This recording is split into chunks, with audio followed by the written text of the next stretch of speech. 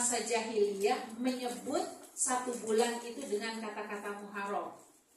Jadi saat itu sepakat bulan pertama Hijriyah itu dilewati dengan sebutan Muharram. Kalau kita menyebutnya Januari, gitu ya, sebagai bulan pertama dari hitungan tahun Masehi. Orang Islam harus paham bahwa Muharram itu adalah tahun barunya umat Islam. Untuk apa? Memperbaharui segala sesuatu yang tadinya bernilai buruk harus mencapai titik tolak kebaikan sampai dia dipertemukan kembali kepada Allah. Jadi para muslimah yang dirahmati Allah Subhanahu wa taala, kita akan dapati makna hijrah itu, ya. Kemudian kita lihat secara spesifik, makna hijrah itu merupakan perubahan diri menuju yang lebih baik. Kan tadi definisinya secara umum begitu. Ya, apa yang dilakukan? Kenapa? Oh, enggak tahu.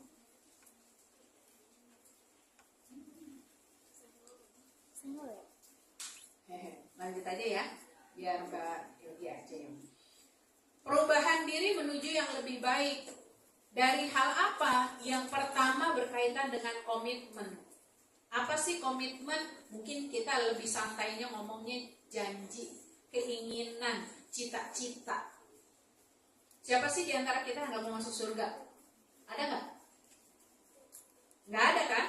Pasti semua orang sekalipun punya perilaku yang paling buruk sekalipun, punya keinginan, ya Allah, kalaupun aku bisa mengandalkan amal kebaikan yang satu ini, cuma satu-satunya kayaknya dia ngerasa punya kebaikan gitu ya.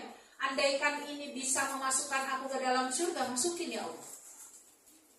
Ya, maka orang yang ingin mendapatkan nilai perubahan kebaikan itu harus punya cita-cita, harus punya komitmen. Harus punya apa? Mapping. Mau ngapain dia ke depan? Ada nggak yang tahu umurnya sampai kapan? Ya. Jadi nenek saya itu umurnya sampai 127 tahun. Beliau wafat di usia 127 tahun, nggak punya penyakit apapun. Alhamdulillah. Terakhir beliau terkena stroke, ya. Langsung pendarahan di otak, ya, kurun berapa hari kemudian meninggal.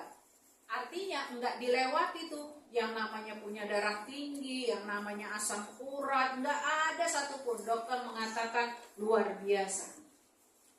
Ya, ibu saya sendiri sebagai anak nenek saya itu umurnya cuma di angka 67 beliau meninggal. Enggak bisa nyampe 80 aja enggak nyampe. Dilalahnya anak ibu saya, itu adik saya, itu meninggalnya justru di umur 21 tahun. Jadi kita lihat ritme, ya, kematian dan kehidupan seseorang itu bukan karena kita memiliki sesuatu yang besar, kedudukankah, hartakah, ilmukah, enggak. Itu semuanya udah dipatok sama Allah.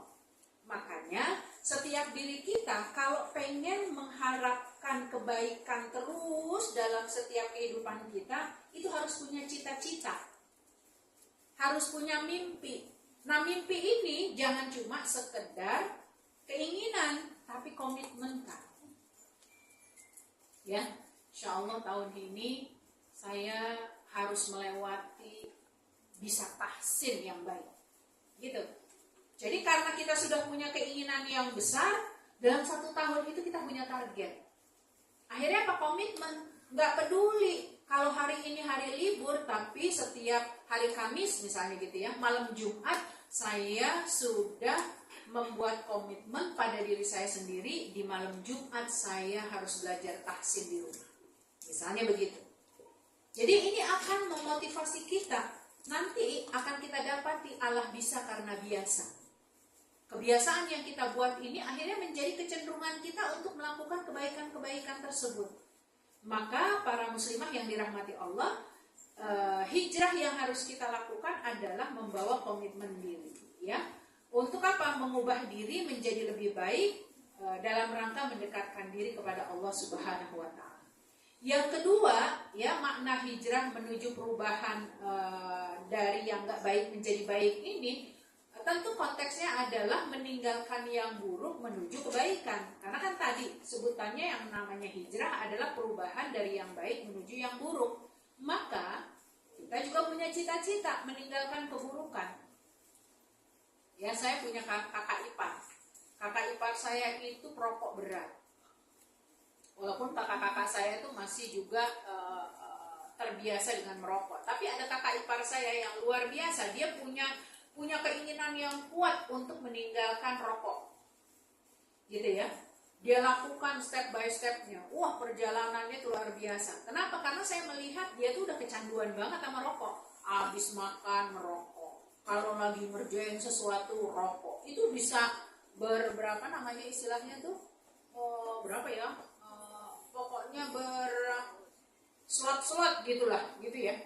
Saya sampai ya Allah, kok orang ini kuat banget gitu ya. Pokoknya kalau kita mau deketin sama dia tuh udah gak enak banget, karena bau rokoknya tuh udah nyanteng banget gitu. Dia gak ngerokok aja udah kecium rokok gitu. Kenapa? Karena udah kebiasaannya luar biasa. Nah, kemudian dia mencoba gitu. Dia ngomong sama istrinya, dia ngomong sama anaknya. Artinya step by stepnya itu mengurangi awalnya. Sampai akhirnya dia mencoba untuk meninggalkan. Ya, kalau udah rasa nggak enak, dia makan permen, dia makan apa aja, pokoknya upaya meninggalkan. Masya Allah, tabarakallah, sepanjang hidupnya di usia sampai 57 tahun waktu itu, 55 tahun waktu itu, dia mampu meninggalkan rokok ya dalam waktu kurang lebih 6 bulan. Itu bukan hal yang gampang buat dia gitu. Sampai akhirnya Allah panggil, sudah meninggal kakak ipar saya gitu. Tapi dia punya keinginan yang sangat kuat. Sampai akhirnya anaknya, ya karena memang posisinya kebiasaan di rumahnya itu merokok, anaknya juga ada yang ikut merokok akhirnya, yang laki-laki. Tapi ngelihat bapaknya luar biasa kayak gitu, akhirnya juga anaknya ikut-ikutan untuk apa? Berupaya meninggalkan. Ya apalagi anaknya yang istilahnya belum terlalu dominan untuk berhadapan dengan rokok begitu.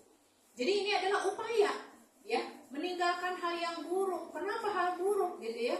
Dia akan mempengaruhi orang yang merokok itu nantinya bla bla bla, itu masalah kesehatan ya. Kemudian juga kalau dari sisi agama, hukum yang paling rendah sekalipun untuk bab rokok itu adalah makruh. Ya. Jadi nggak ada yang membolehkan.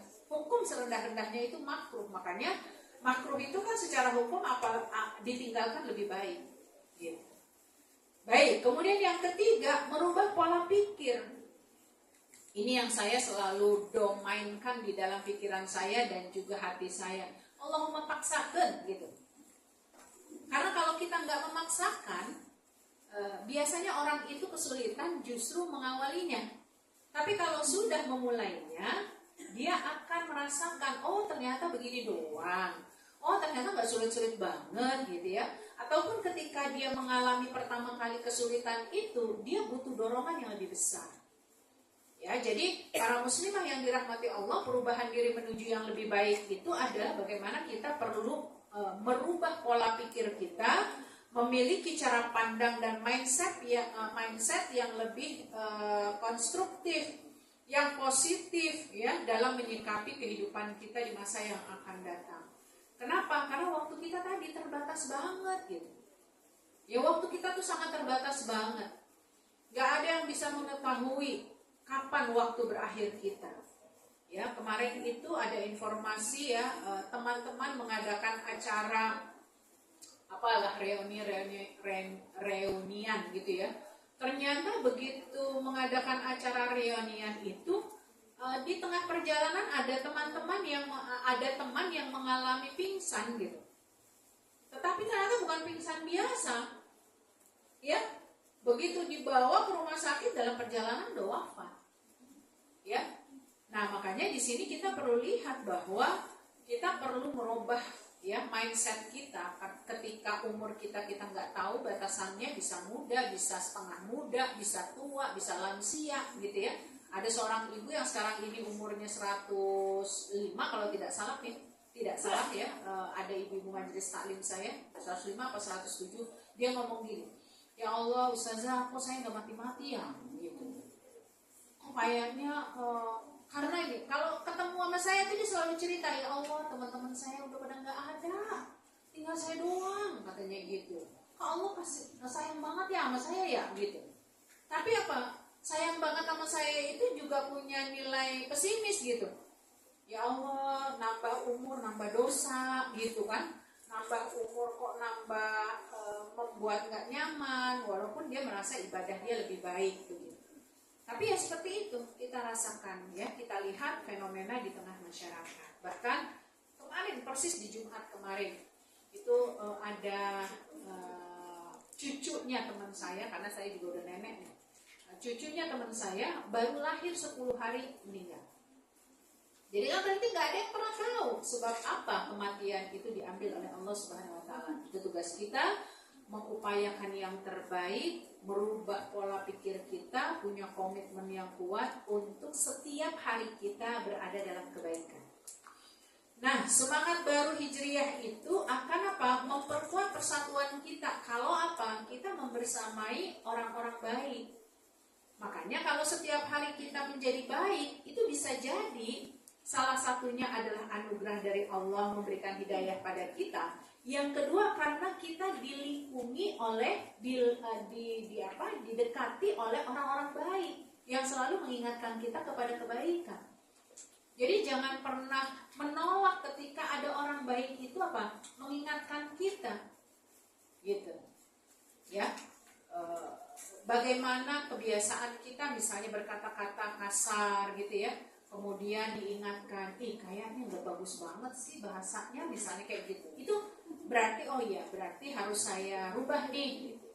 Atau pernah saya ceritakan, di antara kita bisa jadi sudah ada yang menikah, sudah punya keturunan, maka bagaimana membiasakan kalimat positif ketika kepada anak-anak kita. Ya, kalimat positif itu apa? Dengan doa-doa yang baik, dengan kata-kata yang baik. Karena dengan kata yang baik saja itu bisa membawa apa? Membawa kebaikan juga untuk generasi kita ke depan. Ya, jangan memberikan ucapan-ucapan yang akhirnya menjadikan anak keturunan kita itu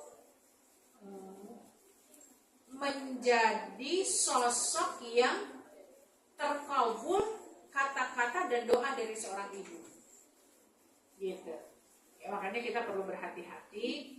Ya, karena di dalam makna hijrah ini akan kita dapati banyak banget ya kondisi-kondisi yang tidak kita siapkan untuk melakukan perubahan pada diri kita. Karena itu ya, memperkuat persatuan yang pertama adalah merangkul perbedaan. Ya. Kenapa merangkul perbedaan? Karena identiknya orang kalau harus bersama seolah-olah harus sama pemikirannya. Ternyata enggak juga gitu. Kita sama suami kita itu dari dua keluarga besar yang berbeda.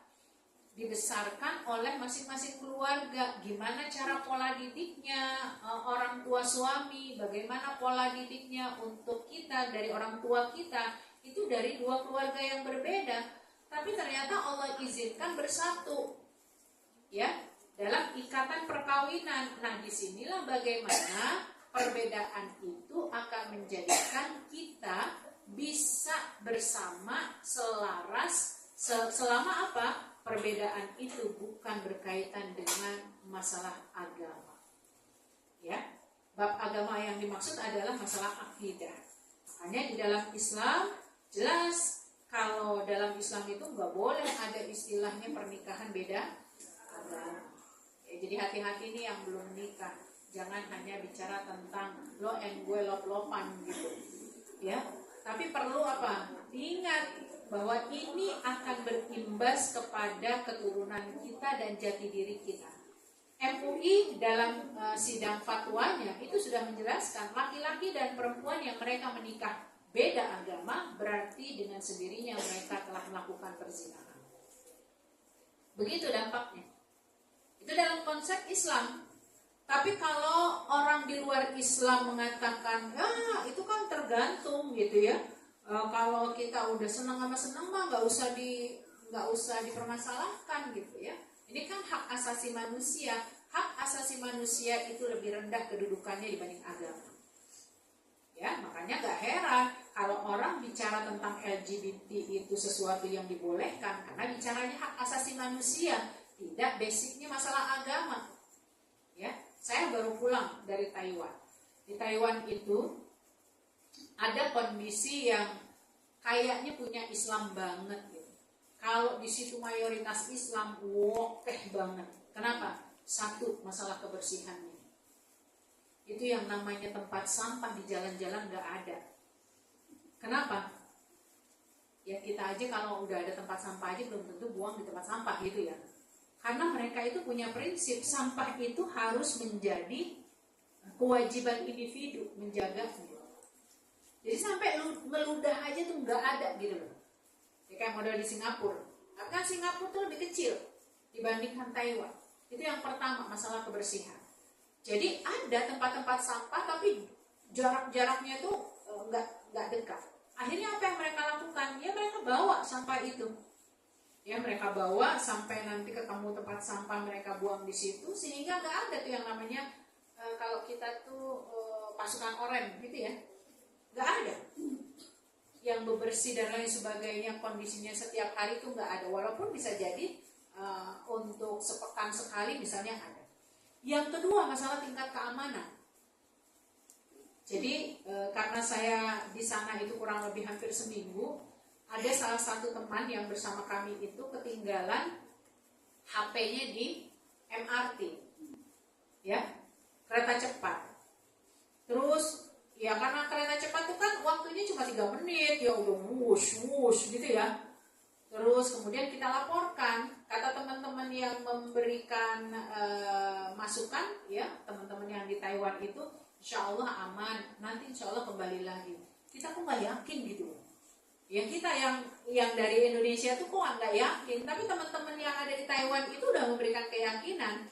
Asalkan apa kita memberikan laporan, kita tadi naiknya di jam berapa, karena di sana tuh MRT-nya kan tepat waktu.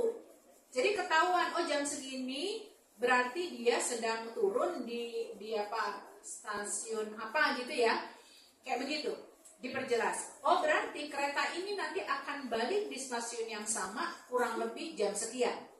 Jadi nanti tolong masuk lagi di situ, ingat gerbong berapa gitu ya dan seterusnya. Ternyata benar, itu masih di kursi di mana dia duduk. Jadi orang-orang sana itu nggak akan peduli dengan barang orang lain yang bukan menjadi miliknya. Kebayang nggak sih gitu ya? Makanya saya melihat orang-orang di sana itu lebih familiar menggunakan kendaraan umum, baik MRT maupun sepeda. Makanya langsing-langsingnya luar biasa. Jadi saya kalau ketemu sama teman-teman di Taiwan, baik Taiwan yang asli ataupun mereka masyarakat Indonesia, itu kayaknya pengen ngempesin perut perasaan, gitu ya. Itu tipis-tipis banget gitu. Terus di sana tuh memang lagi musim apa? Panas. Karena musim panas, pakaian mereka yang membuat kita malu. Ya, kecuali mereka yang muslim, ya. Rata-rata yang muslim itu kalau mereka menggunakan jilbab, tetap jilbabnya. Sampai resepsionis di hotel kami itu sempat nanya, "Kamu gak kegerahan ya?" Ya, karena memang mereka itu saking bebasnya. Jadi itu dua hal ya yang paling hebat lah kalau menurut saya ya di Taiwan. Tapi dampak negatifnya apa? Negara ini membolehkan seluruh ajaran dan agama masuk, termasuk ateis, termasuk LGBT.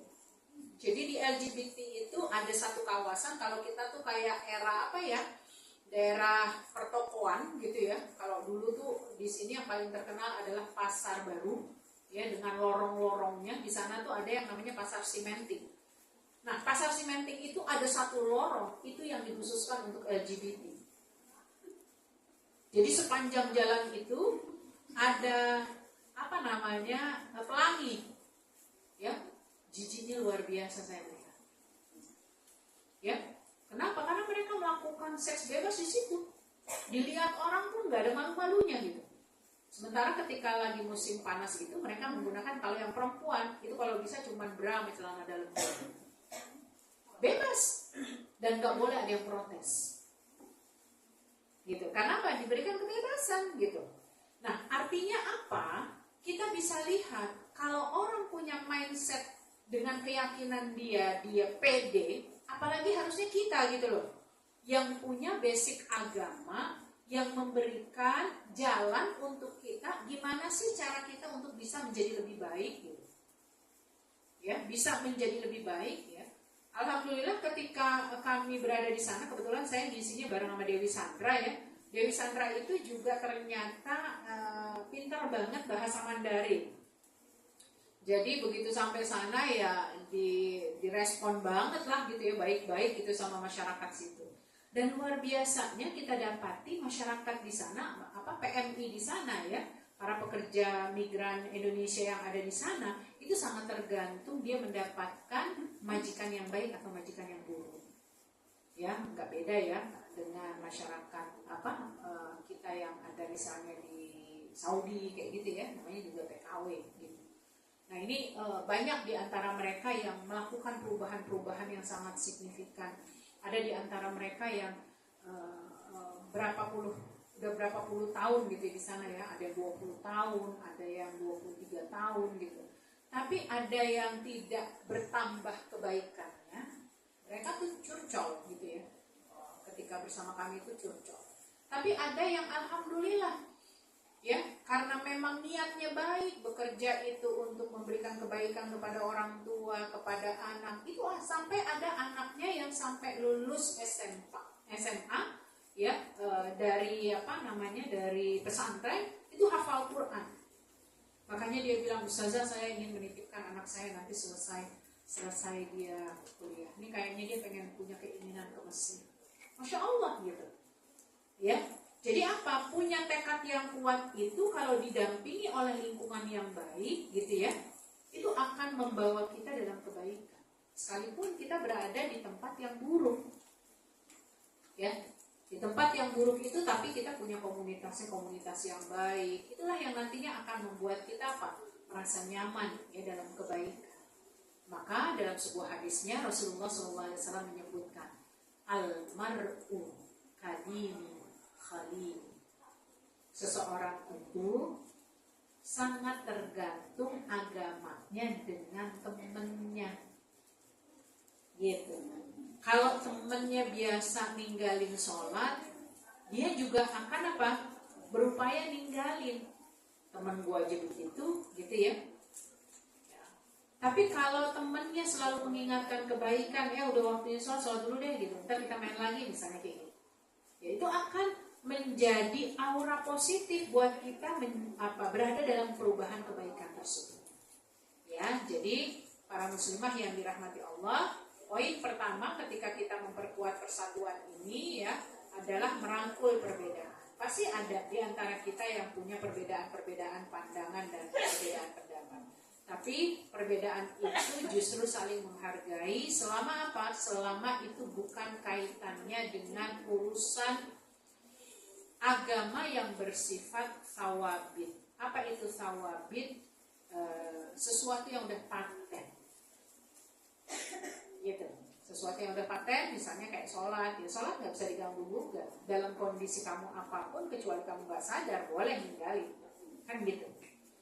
Ya, jadi nggak ada istilah boleh ninggalin sholat ketika lagi belanja gitu, ya karena belum dapat nih barang belanjaannya misalnya kayak gitu, itu nggak bisa karena dia udah sawabit gitu. Nggak ada bab yang membawa perbedaan itu kepada perselisihan kalau kecuali dalam urusan yang sawabit. Ya, kemudian kebersamaan dalam keberagaman. Jadi persatuan di sini yang dimaksud adalah tentu konteks hijrah itu hanya dimiliki oleh kita umat Islam. Ya. Makanya bagi kita sebagai kaum para muslimah, kita perlu berbaik-baik dengan saudara-saudara kita sesama muslimah. Makanya nanti kalau kita satu waktu bicara tentang masalah akhlak, bagaimana seorang muslim itu perlu menjauhi suudzon. Tapi boleh nggak sih kita suudzon kalau memang seseorang itu sudah punya kepribadian yang buruk, citranya udah buruk, boleh, ternyata nggak perlu suudzon lagi, tapi kita perlu memberikan peringatan bahkan kepada orang lain tentang perilaku buruk seseorang itu. Boleh. Ya, contoh, kalau ada dia, tolong hati-hati dia barang-barang misalnya. Kenapa? Lembet. Gitu ya. Kalau ada meleng, dia tuh nyambet aja. Gitu. Sampai orang ini misalnya berani bersumpah dia nggak ngambil barang itu, gitu ya. Sampai ada yang modelnya seperti itu. Tapi kalau orang sudah kenal karakternya, boleh kita sampaikan. Begitu, boleh kita sampaikan. Berarti kita bukan suuzon, tapi merubah orang ini nggak gampang, gitu loh.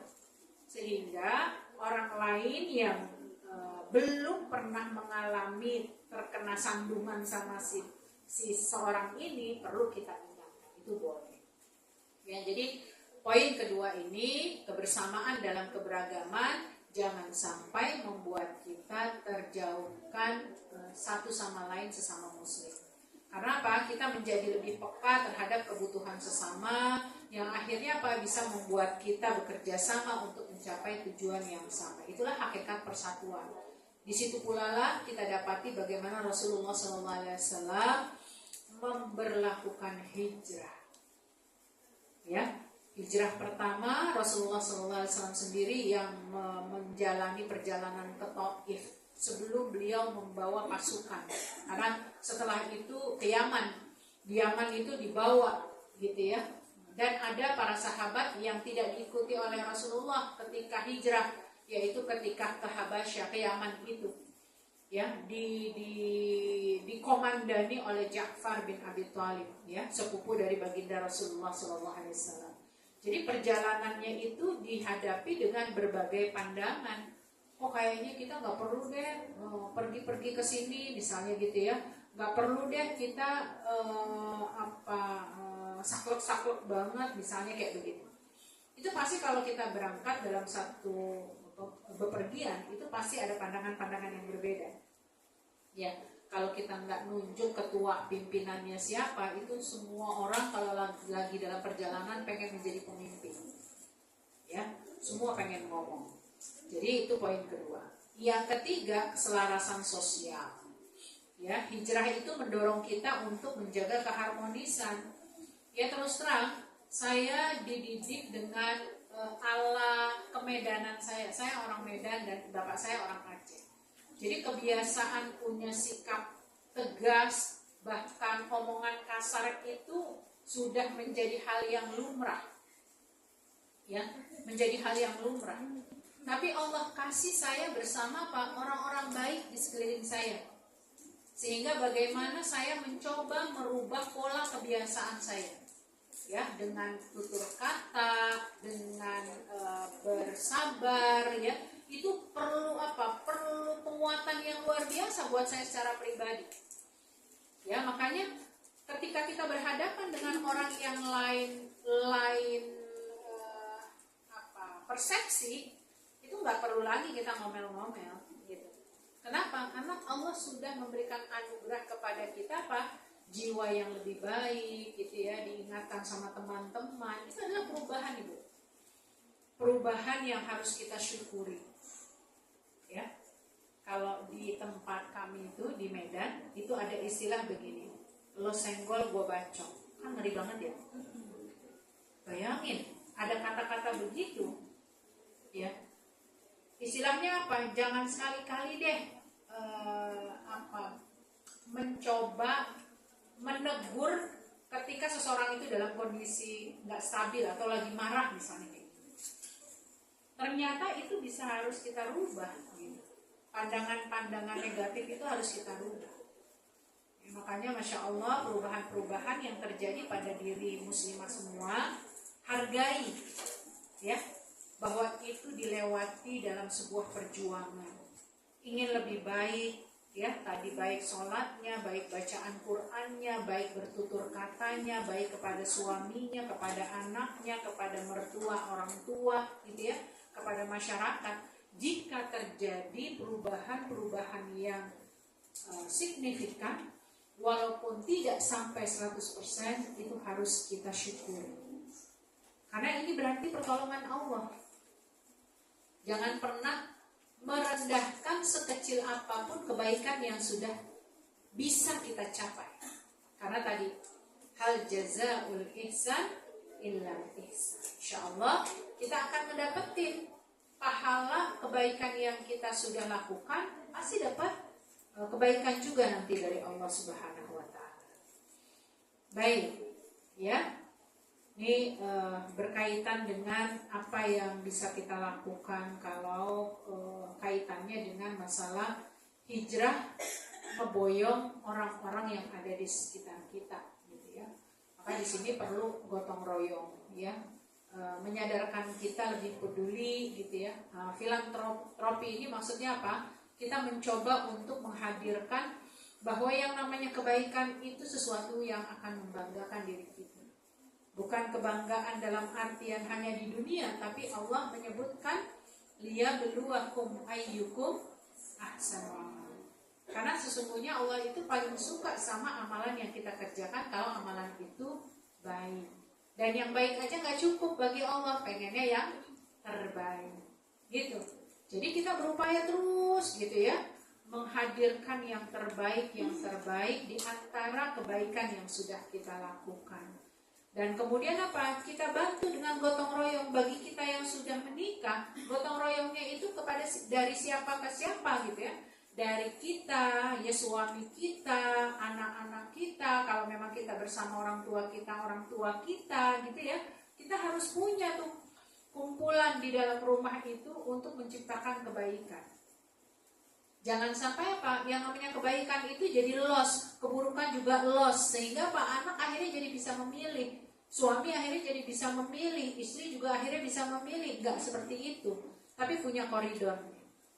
Ya, sebagai salah satu contoh, kalau di rumah kami itu enggak ada yang boleh di dalam rumah itu merokok misalnya. Ya, itu udah komitmen, karena suami nggak merokok, anak-anak juga nggak merokok, gitu ya. Jadi kalaupun ada om, tante, tetangga dan lain sebagainya, mereka udah paham kalau masuk rumah kami tidak ada asap rokok. Ya, jadi kayak ruang ber-AC aja gitu kan ya, padahal rumah kami nggak ada AC-AC-nya di bawah, gitu ya. Nah kemudian apa? Kalaupun pada merokok tuh biasanya langsung pada keluar, ya, keluar. Nah itu karena apa? Kita sudah melakukan gotong royong untuk menciptakan kebaikan yang harus kita munculkan di dalam rumah kita sendiri, gitu. Ya, banyak lagi hal-hal yang bisa kita lakukan dalam bentuk gotong royong itu. Ya, misalnya apa? Oh ya, kalau nanti ada tamu, ya harus apa? Misalnya menyediakan minum, gitu ya. Itu adalah satu hal yang untuk menciptakan apa? Menciptakan bahwa nggak mungkin kita mundar mandir, gitu ya. Tapi nanti ada yang memberikan bantuan untuk menyiapkan minumnya, makannya dan lain sebagainya. Itu bagian dari gotong royong. Kesepakatan, ya. Kemudian apalagi misalnya kalau di rumah kita punya kesibukan, ya, saya lah terutama ya sebagai seorang ibu, kan pasti ada tanggung jawab kita di dalam rumah. Begitu saya harus keluar rumah, kayak kemarin ke Taiwan hampir seminggu, maka saya delegasikan siapa bertanggung jawab pada A, B, C, D, gitu ya. Karena ini merupakan bagian di mana apa? Kita memberikan kepercayaan kepada orang-orang di rumah, ya, apakah dia punya kesanggupan atau tidak punya kesanggupan, nanti Allah bisa karena biasa. Di sini momentum perubahan-perubahan. Ya, coba kita lihat, ya, saya sejak anak-anak kecil, ya, karena saya sejak kecil juga diberlakukan oleh orang tua saya seperti itu, karena orang tua saya itu merantau, ya, ke Jakarta itu merantau. Jadi saya sudah terbiasa sejak kecil TK, umur 5 tahun sudah harus bisa masak. Walaupun apa? Masak nasi, goreng telur, gitu ya. Karena dulu itu kan masih menggunakan kompor minyak. Jadi siapa yang bertugas masang sumbu, kalau sumbunya habis, siapa yang masang, itu sudah dibagi tugasnya oleh orang tua saya. Sampai seperti itu. Dan saya ingat banget bagaimana didikan mereka itu ketika saya sekolah SD, gitu ya. Udah harus. Nah begitu saya menikah, saya mencoba menerapkan anak saya mandiri. Ya, begitu pulang dari Mesir, kemudian anak saya yang pertama, kedua itu mencoba untuk goreng telur sendiri misalnya gitu ya. Padahal waktu di Mesir mah udah biasa-biasa aja gitu ya. Ketika dia goreng telur sendiri, neneknya yang marah-marah. Kenapa dibiarin main sama kompor, bla bla. Bukan main, tapi lagi mau goreng telur gitu ya. Kan bisa digorengin, nanti kalau kena kecikatan gimana gitu. Jadi ternyata pola yang disampaikan oleh orang tua saya ke saya itu beda banget dengan mertua saya ke suami saya. Sehingga ketika saya menerapkan pola ini kepada anak saya, belum tentu diterima oleh mertua saya. Waktu itu saya masih numpang sama mertua. Jadi semua gerak-gerik kita kan ketahuan. Ya. Tapi akhirnya suami menengahkan, nggak apa-apa, ini kan kita liatin. Walhasil apa? Anak-anak itu sejak SD sudah biasa masak sendiri. Kalau saya pergi sendirian gitu ya, suami juga misalnya keluar gitu ya, itu yang terpenting di rumah ada telur, gitu ya. Karena apa? Mereka itu sudah mandiri dengan hal itu, gitu. Nah ini yang disebut dengan gotong royong. Setiap diri kita juga harus melatih anak-anak kita dengan ketidakmanjaannya. Ya, mereka harus bisa menembus permasalahan-permasalahan yang harus mereka lewati dengan sesuai fasenya. Kan nggak mungkin ketika anak-anak kita SMA, anak-anak kita kuliah gitu ya, harus kita ikuti sama seperti dia masih TK. Nanti dia nggak mandiri. Nah inilah gotong royong gitu ya, bagaimana mereka bisa menghadirkan ya upaya-upaya mencari jalan keluar ya, termasuk kita juga akhirnya itu bisa menjadi penguat ya. Nanti ada sukarela, memunculkan empati ya, dan ini adalah bagian dari kegiatan-kegiatan yang bisa kita lakukan ketika kita ingin menuju pada perubahan itu sendiri ya. Bagaimana kita bisa menjadi pribadi yang peduli, memahami ya, istri memahami suami, suami memahami anak, anak memahami orang tua memahami anak. Itu semua adalah bagian dari upaya kita membangun sebuah perubahan. Jadi dulu saya ingat banget ya, anak-anak saya ketika kecil mereka itu dinasehati oleh ibu saya. Ibu saya stroke pada saat itu, beliau cerita, kalian tuh sekarang udah enak banget. Sekolah udah dekat dianterin, bisa bimbingan belajar, makan disiapin. Terus ibu saya cerita, kalau dulu Andung mau sekolah bawa cucian. Terus kalau ternyata perahunya udah jalan gitu ya, karena perahu cuma satu-satunya, itu harus dilewati 5 menit atau 10 menit sekali. Kalau udah lewat, maka ibu saya berenang ke tepian, gitu ya. Makanya ibu saya jago banget berenangnya. Gitu. Kemudian kalau pulang harus nyuci, baru boleh dapat makan. Gitu. Enggak, cucian nggak kelar, nggak bisa dapat makan. Itu nenek saya kerasnya luar biasa. Terus apa kata anak-anak saya? Ya, lagian Andung mau hidup zaman itu gitu. Bayangin orang udah nasehatin, dapat jawabannya begitu. Berarti apa? Pola didik zaman dulu dengan zaman sekarang beda. Kita buat pola didik kepada anak-anak kita sekarang kayak zaman dulu orang tua kita, nggak masuk. Apalagi dengan perkembangan globalisasi ini. Makanya kita perlu menghadirkan kepekaan, empati, bagaimana melakukan perubahan di dalam keluarga kita, ya, supaya insya Allah perubahan itu bukan hanya menyangkut diri kita, tapi kita mampu membawa perubahan kebaikan ini juga kepada keluarga dan sanak saudara kita. Wallahu a'lam. Mudah-mudahan ini bisa menjadi inspirasi buat kita bersama, menjadikan yang namanya Muharram sebagai bulan perbaikan demi perbaikan kita. Maka terakhir, langkah praktis untuk mengimplementasikan kita punya semangat untuk melakukan hal yang terbaik, selalu lakukan evaluasi diri kita. Tahun kemarin apa aja sih yang udah kita kerjain? Tahun ini target apa sih yang akan kita lakukan gitu ya? Kemudian yang kedua, netapin tujuan. Mau ngapain kita? Ya, mau ngapain? Makanya saya berupaya ngingetin anak-anak. Ini anak saya juga nih Bu ya. Emang bukan juga, emang anak saya gitu ya. Ini anak saya selalu ngingetin karena dia punya komitmen nih, gitu ya. Nanti selesai sekolah gitu ya, mau masuk, waktu itu mau masuk SMA, maunya SMA negeri, oke, tapi nggak boleh ninggalin Qurannya misalnya gitu. Itu harus punya komitmen gitu. Walaupun ya step by step, kadang dikerjain, kadang enggak, tapi kita ingetin. Kenapa? Karena kita sudah menetapkan tujuan. Kemudian apa? Perbaiki diri secara konsisten, step by step aja. Karena segala sesuatu yang dilakukan secara langsung itu pasti juga mudah banget hilang secara cepatnya. Tapi kalau kita lewati prosesnya, ya Allah susah banget, tapi kita akhirnya menikmati, ya Allah enak banget gitu. Ya, ternyata Allah kasih kemudahan-kemudahan dalam perjalanan kita memperbaiki kehidupan. Assalamualaikum warahmatullahi wabarakatuh.